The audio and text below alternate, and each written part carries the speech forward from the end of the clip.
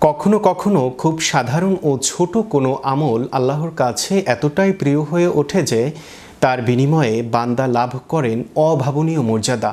তেমনই এক ঘটনা হলো এক সাহাবীর জানাজায় অংশ নেন ৭০,০০০ ফেরেশতা। কিন্তু কার জানাজায় অংশ নিয়েছিলেন এই ৭০,০০০ ফেরেশতা? বিস্তারিত থাকছে ডেস্ক রিপোর্টে। কখনো কখনো খুব সাধারণ ও ছোট কোনো আমল আল্লাহর কাছে এতটাই প্রিয় হয়ে ওঠে যে তার বিনিময়ে বান্দা লাভ করেন অভাবনীয় মর্যাদা। তেমনই এক ঘটনা হলো এক সাহাবীর জানাজায় অংশ নেন ৭০,০০০ ফেরেশতা। কিন্তু কার জানাজায় অংশ নিয়েছিলেন এই ৭০,০০০ ফেরেশতা? তিনি হলেন মুয়াবিয়া ইবনে মুয়াবিয়া আল মুয়ানি রাদিয়াল্লাহু তাআলা আনহু। তিনি ইন্তেকাল করলে ৭০,০০০ ফেরেশতা সহ জিব্রাইল আলাইহিস সালাম নবীজি সাল্লাল্লাহু আলাইহি সাল্লামের কাছে আগমন করেন। নবীজি সাল্লাল্লাহু আলাইহি সাল্লাম, জিব্রাইল আলাইহিস সালাম এবং এসব ফেরেশতাদের নিয়ে তার জানাজায় শরীক হন। নামাজ শেষ হলে নবীজি সাল্লাল্লাহু আলাইহি সাল্লাম জিব্রাইল আলাইহিস সালামকে জিজ্ঞেস করেন, হে জিব্রাইল, কোন আমলের মাধ্যমে মুয়াবিয়া ইবনে মুয়াবিয়া আল মুজানি এ উচ্চ মর্যাদায় অধিষ্ঠিত হয়েছে?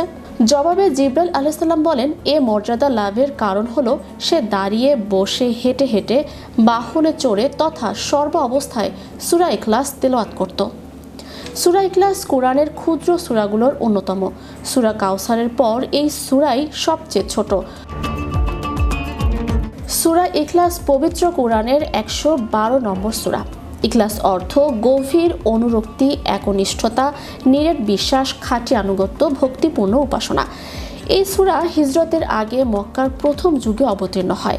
এর আয়াত সংখ্যা হলো ৪টি।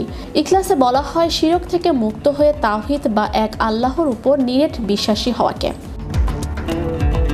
এ সূরার মর্মার্থের ভিত্তিতে নামকরণ করা হয়েছে সূরা ইখলাস। আবু সাঈদ খুদরি রাদিয়াল্লাহু তাআলা থেকে বর্ণিত, এক ব্যক্তি অন্য ব্যক্তিকে রাতে বারবার সূরা ইখলাস পড়তে শুনেছেন। অতঃপর সকালে মহানবী সাল্লাল্লাহু আলাইহি সাল্লামকে এই বিষয়টি অবহিত করা হয়। তখন মহানবী সাল্লাল্লাহু আলাইহি সাল্লাম বলেন, ওই সত্তার শপথ যার কুদরতের হাতে আমার জীবন, অবশ্যই এ সূরা কুরআন মাজিদের 1/3 সমান। সাদ ইবনে মুয়াজ রাদিয়াল্লাহু তাআলা আনহু এর এই সম্মানের মূলে ছিল আল্লাহর দ্বীনের প্রতি তার অদম্য নিষ্ঠা। মদিনার আনসারদের নেতা হিসেবে তিনি ইসলামের চরম সংকটের সময় নিজের জীবন ও সম্পদ বিলিয়ে দিয়েছিলেন। হযরত সাদ রাদিয়াল্লাহু তাআলা আনহু এর জীবন আমাদের শেখায় যে আল্লাহর সন্তুষ্টির জন্য জীবন উৎসর্গ করলে দুনিয়া ও আখিরাত উভয় জায়গাতেই অমর হওয়া যায়।